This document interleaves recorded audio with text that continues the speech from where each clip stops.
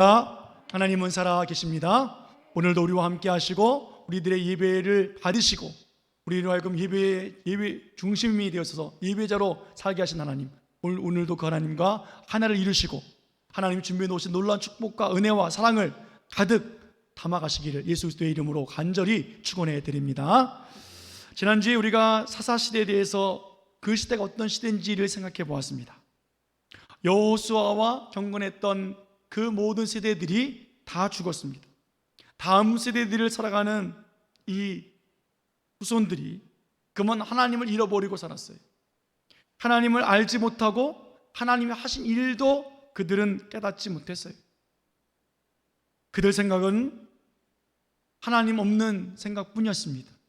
그래서 하나님 보시기에 악했다라고 하나님은 말씀하고 계십니다. 그들은 하나님을 알지 못하니까 하나님을 기쁘시게 하지도 못해요. 하나님을 찾지도 아니하니까 하나님을 인정하며 살지도 못하고 있었습니다. 그저 자기에게 주어진 환경, 자기에게 필요한 유익된 것들 찾고 그것이 복인 줄 알고 살았고, 그렇게 살아야 자랑인 줄 알았습니다. 자녀가 많다는 것은 복이에요. 그러나 자녀를 위해서 살았습니다. 물질이 복이에요. 그러나 그 물질을 자랑하고 사랑하며 살아왔습니다. 많은 자녀들을 모두 나게 태우기를 원했고, 자녀들에게 좋은 배우자를 만나게 해주고, 화려한 결혼식을 치러 주었고, 집을 준비해 주었고, 촌락을 이루며 살게 해 주었습니다. 세상에서 말하는 행복이라고 말하는 것, 좋다라고 말하는 것, 그것을 누리면서 살았던 세대가 바로 하나님을 알지 못하는 세대, 그리고 사사시대의 세대라는 거예요. 왜요? 이것이 어른들이 자녀들에게 가르쳐 주지 못했던 삶이었기 때문에 그렇습니다.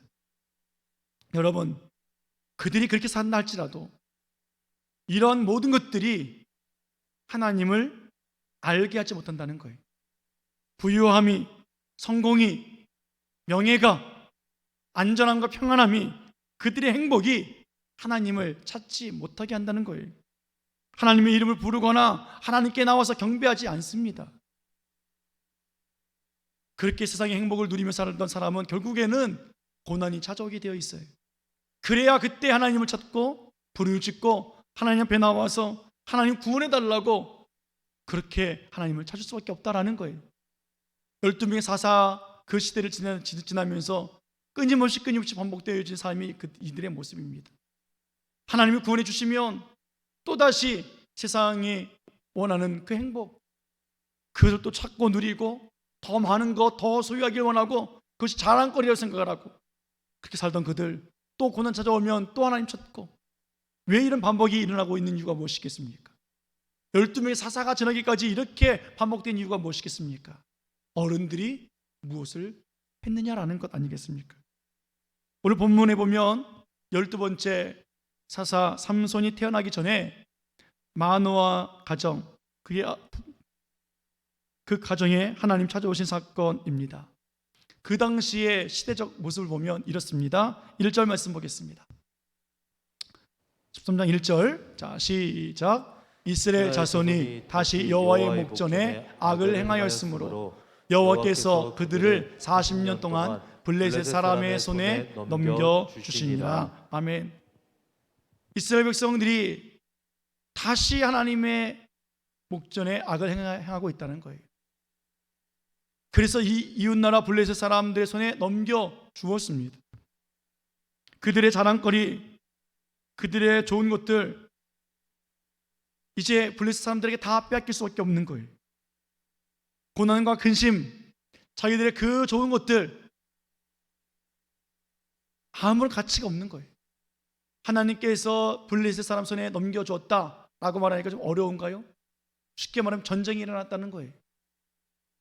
여러분, 전쟁이 일어나면 무엇을 자랑하시겠습니까? 전쟁이 일어났는데 나는 넓은 땅을 가지고 있어, 좋은 집을 가지고 있어. 전쟁이 일어났는데 우리 아이들 결혼시킬 거 걱정하겠습니까? 그것이 자랑거리겠습니까? 전쟁이 일어났는데 우리 아이들 좋은 학교 들어갔다고, 스카이 대학 들어갔다고 자랑하시겠습니까? 전쟁 통해 우리 아들 잘생겼다고, 예쁘다고 자랑하시겠습니까? 아니에요. 다 소용없는 거예요. 전쟁이 일어나면 가족이 있는 것, 자랑거리들 다 갖지도 못하고 목숨 살리기 위해서 이것저것 피해 다니며 살아갈 수밖에 없을 거예요. 오늘 사사시대에 하나님 알지 못한 세대의 사람들이 이런 모습이었다는 거예요. 그들이 자랑거리들, 그들의 행복거리들 하나님께서 다 근심 속에 빠져 살게 해주고 계십니다. 많은 아내들 두었던 것이 자랑이었어요. 자녀들 두었던 것이 자랑이었다고요. 40명, 30명, 70명 내 아이들이 이렇게 많단다, 나귀를 다 태워주었단다, 결혼시켰단다, 그 자랑하던 그것들 하나님께서 다 무너지게 해주셨어요. 그들의 자랑거리. 그런데 한 가정, 자랑거리가 없는 가정에 하나님의 은혜가 임하고 있어요. 오늘 찬양 올려드린 것처럼 하나님이 모든 것 함께 하시는 은혜가 있었다는 거예요. 임신할 수 없어서 아내가 눈물 흘리고 있는 가정입니다. 다른 사람 같았으면 아내가 임신하지 못하면 다른 여인을 취해서 아이를 낳았을 텐데, 이 마노아는 끝까지 그 아내를 사랑하고 그 아내를 붙잡고 있어요. 그리고 하나님만 붙잡으며 살아갑니다. 어느 날 이 마노아 가정에 하나님이 찾아오셨지요. 하나님 사자를 보냅니다. 여인에게 아들을 주겠다라고 이야기를 합니다. 그러자 그 소식이 너무 기뻐서 남편에게 달려가요. 하나님의 사람이 찾아왔는데 내게 아들을 준다고 합니다 라고 말합니다. 그러자 그 남편이 이렇게 반응하지요. 8절 말씀 보겠습니다. 본문 8절 말씀 시작. 마노아가 여호와께 기도하여 이르되 주여 구하옵나니 주께서 보내셨던 하나님의 사람을 우리에게 다시 오게 하사 우리가 그 낳을 아이에게 어떻게 행할지를 우리에게 가르치게 하소서 하니. 아멘. 지금 아내의 말을 들었잖아요. 아내의 말을 들었는데 이게 사실인지 아닌지 확인하고 싶은 거예요. 아들이 없어서 늘 눈물 흘리고 늘 안타까워하고 아들을 소원했던 이 아내, 너무도 잘 알아요. 그러니까 하나님 아들 주신대 라는 말이 진짜인지 아닌지 확인하고 싶은 거예요. 오늘 마노아는 하나님 정말 나타나셨다면, 정말 아들을 주신다면, 정말 하나님께서 이렇게 하셨다면, 하나님 내게 다시 한번 와주십시오. 아내의 말을 제가 믿긴 믿겠으나 신빙성이 없습니다. 좀 더 확신한 믿음 가지고 주님 앞에 나가기 원합니다. 다시 오셔서 말씀해달라고 그는 기도합니다. 하나님에 대한 표정을 구하고 있지요. 하나님의 말씀에 대한 확신을 더 구하고 있는 거예요. 확고한 믿음 달라고 구하고 있다고요. 하나님은 그 기도를 들어주셨습니다. 아내가 밭에 있을 때 또 하나님의 사자를 보내요. 또다시 하나님이 임하신 거예요. 아내가 남편에게 달려갑니다. 여보, 지난번에 왔던 하나님 사자가 찾아왔어요. 그러자 남편은 그 아내를 따라서 밭으로 달려갑니다. 그리고 하나님 사자를 만나서 이렇게 기도합니다. 12절 말씀 보겠습니다. 시작. 마노아가 이르되 이제 당신의 말씀대로 되기를 원하나이다. 이 아이를 어떻게 기르며 우리가 그에게 어떻게 행하리까. 아멘.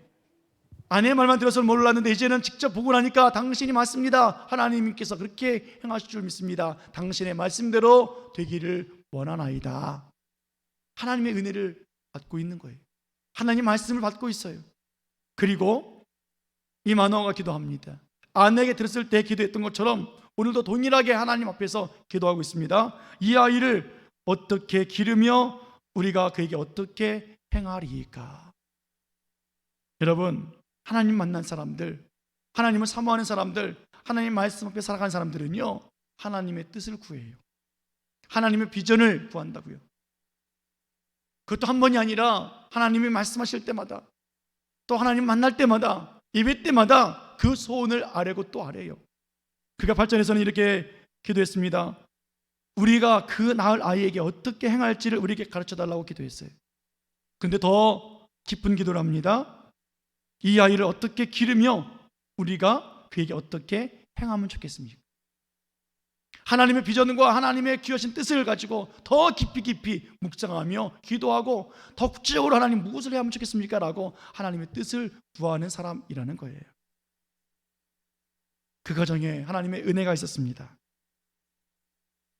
오늘 이 하나님의 사람은 천사가 아니에요. 하나님 자신이셨어요. 이 땅에 구원자로 오실 하나님이셨습니다. 마노아가 물었거든요. 당신의 이름이 무엇입니까?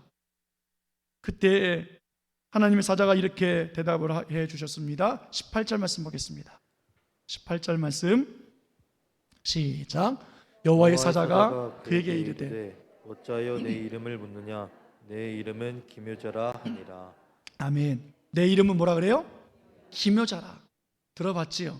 이사야 9장에서 하나님께서 말씀하시는 거예요. 이사야 9장 6절 말씀 볼까요? 자, 시작. 이는 한 아기가 우리에게 낳고 한 아들을 우리에게 주신 바 되었는데 그의 어깨에는 정사를 메었고 그의 이름은 기묘자라, 모사라, 전능하신 하나님이라, 영존하시는 아버지라, 평강의 왕이라 할 것임이라. 아멘. 이 땅에 구원자로 아기를 보내시는데 그 아기의 이름이 어떤 이름이에요? 기묘자예요. 그 아기 예수의 이름이 모사예요. 그 예수님의 이름이 하나님이에요. 그 예수님의 이름이 아버지예요. 그 예수님의 이름이 왕이시라고요. 오늘 그 이름을 마노에게 주고 계시는 거예요. 당신의 이름이 무엇입니까? 어째요 내 이름을 물으냐? 내 이름은 예수라, 내 이름은 하나님이라, 내 이름은 구원자라, 내 이름은 기묘자라. 오늘 예수님께서 그렇게 마노의 가정에 임해 주셨습니다. 가난하고 자녀도 없고 자랑할 것도 없고 행복도 없다라고 느꼈던 그 가정에 주님이 찾아오셔서 자녀를 주셨고 부유함을 주셨고 자랑거리를 주셨고 행복을 허락해 주셨어요. 진정한 평안을 주셨고 문제를 해결해 주셨고 그리고 구원을 이루어 주시고 계시다는 거예요. 왜요? 마노의 믿음의 고백 아닙니까? 하나님 어떻게 이 아이를 기르고 어떻게 가르쳐야 하는지 알게 해 주옵소서. 남들은 다 알아요. 어떻게 길러야 되는지. 열심히 공부시켜야 돼요. 돈 열심히 벌게 만들어줘야 돼요. 스펙 쌓게 해야 돼요. 예쁘게 성형수술도 해줘야 돼요. 좋은 것 만들어줘야 돼요. 자식들에게 뭔가를 물려줘야 그래야 마중물로 뭘로 사업 달 거 아니겠느냐고요. 그렇게 키우는 거 다 한다고요. 근데 마노는 그것을 원하지 않았어요. 하나님 그거 말고요. 그것 가지고서는 하나님 찾을 수 없으니까, 그것 가지고서는 하나님의 이름을 부를 수 없으니까, 그것 가지고서는 예수님 앞에 나와 예배할 수 없으니까 내가 어떻게 이 아이를 기르고 이 아이에게 가르치면 좋겠습니까? 라고 구하고 있는 거예요. 우리 예수님은 그 질문에 대답해 주셨습니다. 첫 번째 여인에게도 아내에게도 말씀해 주셨던 그 대답을 오늘 마노에게도 동일하게 말씀해 주고 계십니다. 14절 말씀 보겠습니다. 14절 자 시작. 포도나무의 소산을 먹지 말며 포도주와 독주를 마시지 말며 어떤 부정한 것도 먹지 말고 내가 그에게 명령한 것은 다 지킬 것이니라 하니라. 아멘. 독주를 마시지 말고 포도주를 마시지 말고 부정한 것을 먹지 말래요. 나시린의 삶을 서원한 사람, 하나님 앞에 약속을 가지고 내가 목적을 가지고 서원해서 살아가는 규례의 삶의 모습이에요. 왜 이렇게 살아야 합니까? 왜 엄마는 이렇게 살아야 합니까? 엄마와 아빠는 하나님 이 아이를 어떻게 키우면 좋겠습니까? 라고 했을 때 하나님 하신 말씀이 뭐예요?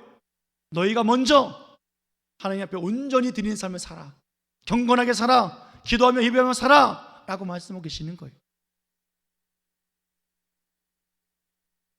여러분, 임신한 산모가 함부로 몸 막 하나요? 못생긴 거, 예쁜 거 있으면 뭘 골라야 돼요? 예쁜 거 골라야지. 좋은 소리 듣고 좋은 노래 듣고 평안하게 몸가짐 하잖아요. 세상의 사람들도 그렇게 하는데 하나님께서는 오늘 특별하게 이 가정에 구원을 주시고 특별한 하나님의 복을 주시는데 가만히 두시겠습니까? 준비하라는 거예요.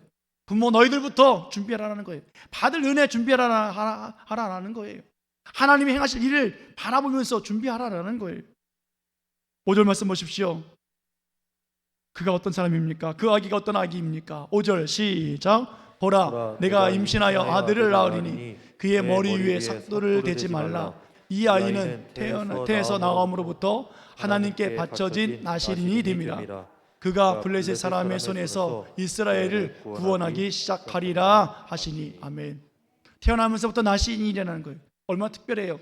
더 특별한 것은 뭐예요? 단순히 구별되어진 사람의 모습이 아니라 그가 이스라엘을 구원하기 시작하리라.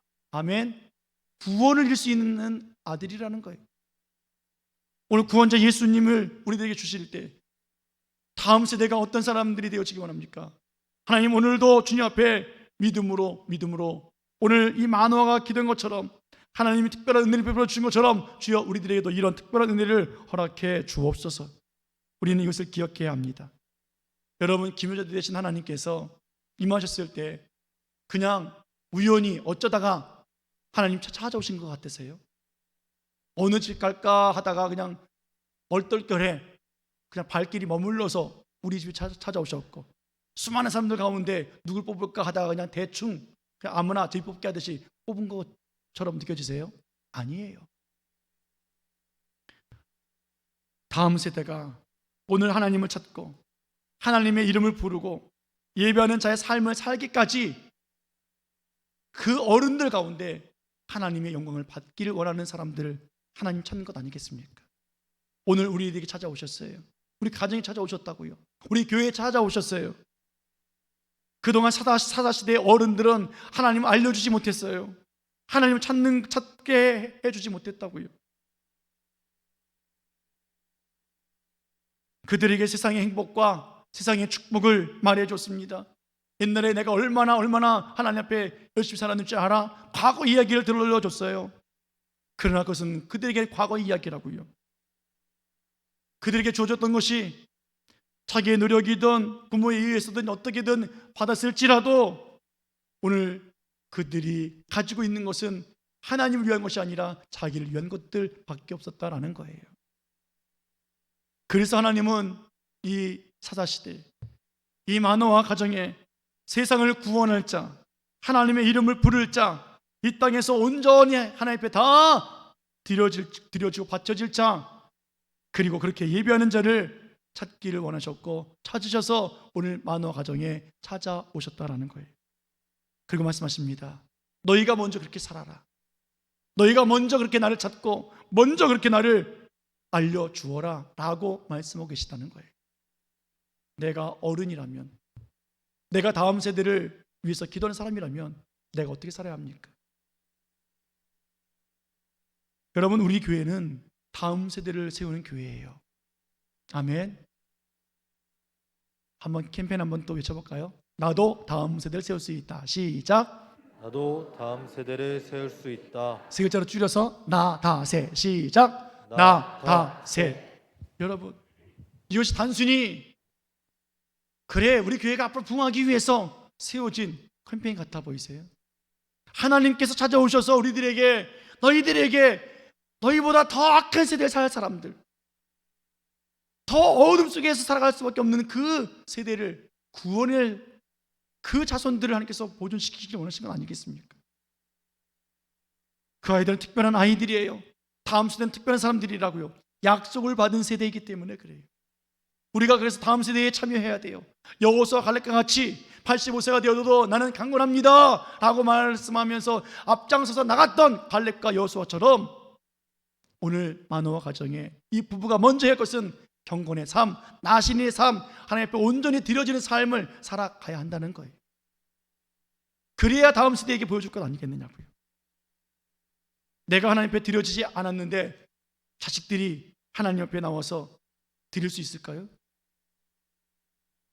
내가 하나님의 축복으로 살지 않았는데 자녀들이 하나님의 축복으로 살 수 있을까요? 또 한 번 말씀드릴게요. 여러분들이 죽으면 우리 아이들이 하나님 찾고 교회 나올까요? 안 믿어요. 안 믿어져요. 정말 하나님의 말씀을 따라 살아가는 다음 세대가 되어지기 원합니다. 우리 자손들이 그렇게 되어지기 원합니다. 내가 없어도 내가 경건하게 살았던 그 모습, 내가 드렸던 예배, 내가 기도했던 그 기도 소리 들었던 그 아이들, 하나님 그렇게 살기 원합니다. 때로는 방황할 수 있지요. 때로는 타락할 수 있어요. 때로는 다 망할 수 있어요. 그러나 그들에게 하나님을 알게 주었다면 그들은 결국엔 돌아오게 되어 있다라는 거예요. 오늘 마노아는 그래서 하나님 앞에 먼저 기도합니다. 우리 아이를 어떻게 키워야 합니까? 어떻게 행해야 합니까? 사랑하는 여러분, 우리들도 이렇게 기도해야 돼요. 하나님, 우리에게 주신 다음 세대를 어떻게 세워야 합니까? 어떻게 우리가 행해야 하면 좋겠습니까? 그때 마노아에게 주셨던 대답입니다. 너는 삼가 포도주와 독주를 마시지 말라.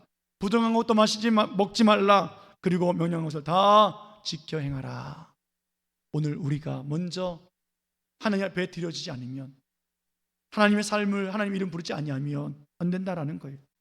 여러분, 언제까지 이 부모가 그렇게 해야 돼요? 이 엄마가 언제까지 그렇게 해야 돼요? 출산하기까지, 그 아이가 자라기까지, 그 아이가 사사가 돼서 이스라엘을 구원해내기까지, 죽기까지 그 가정은 온전한 자신의 삶을 살아가야만 합니다. 우리는 다음 세대를 품은 사람들이잖아요. 우리는 다 하나님 자녀를 낳아야 하는 어른들이 되었다고요. 나이가 어른이 아니라 영적으로 어른이 되어야 되고, 신앙으로 어른이 되어야 되고, 믿음으로 어른이 되어야 되지 않습니까? 우리가 하나님 앞에서 하나님 말씀을 따라 살아가고, 오늘도 내 자신을 온전히 드리는 삶을 살아갈 때에 출산하기까지, 다음 세대가 그렇게 하나님을 찾고 예배하기까지 우리는 쉼없이 해야 한다고요. 오늘 이 부부는 하나님 앞에 기도했고 하나님 앞에 예배하며 살아갑니다. 너에게 아들을 줄게 라고 했을 때 하나님 앞에 감사함으로 제사를 드려요. 예수님은 나에게 드리지 말라고, 하나님께 드리라고 할 만큼 하나님 앞에 온전히 드려야 되는 그 방법도 알려주고 있습니다. 19절 20절 말씀 보겠습니다. 19절 20절, 자 시작. 이에 마노아가 염소 새끼와 소재물을 가져다가 바위 위에 여호와께 드리매 이적이 일어난지라. 마노아와 그의 아내가 본즉 불꽃이 제단에서부터 하늘로 올라가는 동시에 여호와의 사자가 제단 불꽃에 휩싸여 올라간지라. 마노아와 그의 아내가 그것을 보고 그들의 얼굴을 땅에 대고 엎드리니라. 아멘. 마노아는 하나님과의 관계를 알았어요.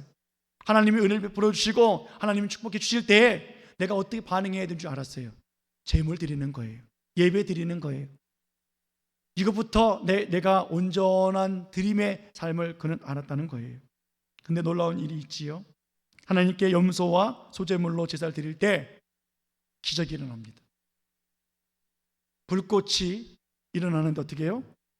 하늘에서부터 불이 내려서 그 예배를 받으시는 것이 아니라 제단에서부터 불꽃이 하늘로 올라가는 기적을 경험합니다.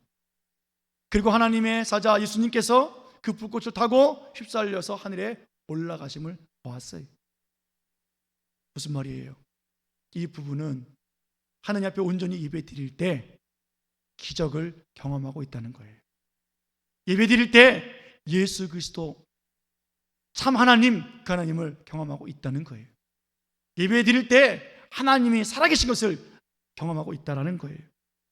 오늘 그들은 예배할 줄 알았어요. 예배의 삶이 뭔지 알았어요. 자기의 축복이 뭔지 알았어요. 다른 부부들은 자녀들에게 세상의 행복들을 나눠주고 싶었고 그렇게 그것이 자랑거리로 삼아주고 있었으나 그것이 자랑거리가 아니라 예배 속에서 하나님 만나는 것이 자랑거리인 줄 이 부부는 알았다고요. 그러면 삼손은 어떻게 키웠겠습니까? 성경에는 삼손을 어떻게 키웠는지 나오질 않아요. 삼손의 등장은 결혼할 때 돼서 결혼 정년기가 되어져서 그때 삼손의 이야기가 나옵니다. 그러나 안 봐도 알잖아요. 예배 가운데 하나님을 만나고 하나님 앞에 자기의 모든 것을 드렸던 그 부부는, 그 부모는 자녀를 그렇게 키울 수밖에 없다는 것을 압니다. 어떤 예배를 드려야 합니까? 오늘 제가 예배 시간 전에 묵상할 때 말씀 한 구절 읽으며 기도했는데요. 이사야 66장 3절 말씀에 정말 하나님께서 원하지 않는 예배를 드리는 모습을 말씀해 주고 계십니다. 소를 잡아 드리는 것은 살인함과 같이 다름이 없이 하고, 어린 양으로 제사 드리는 것은 개의 목을 꺾음과 다름이 없이 하며, 드리는 예물은 돼지의 피와 다름이 없이 하고, 분향하는 것은 우상을 찬송함과 다름이 없이 행하는 그들의 모습이 있다는 거예요.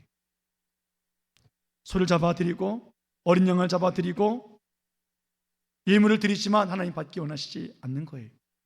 한번 찾아볼까요? 이사야 66장 3절 말씀 한번 보겠습니다. 자, 같이 읽습니다. 시작. 소를 잡아 드리는 것은 살인함과 다름이 없이 하고, 어린 양으로 제사 드리는 것은 개의 목을 꺾음과 다름이 없이 하며, 드리는 예물은 돼지의 피와 다름이 없이 하고, 분향하는 것은 우상을 찬송함과 다름이 없이 행하는 그들은 자기의 길을 택하며 그들의 마음은 가져간 것을 기뻐한지. 여러분, 소를 잡아 드리고 어린 양을 잡아 드리고 각종 예물을 드리지만, 찬송도 하지만 그들의 삶이 어때요? 자기의 길을 자기가 택해요. 그들의 마음은 늘 가증한 생각뿐이, 그것을 기뻐해요. 왜요? 하나님이 없으니까.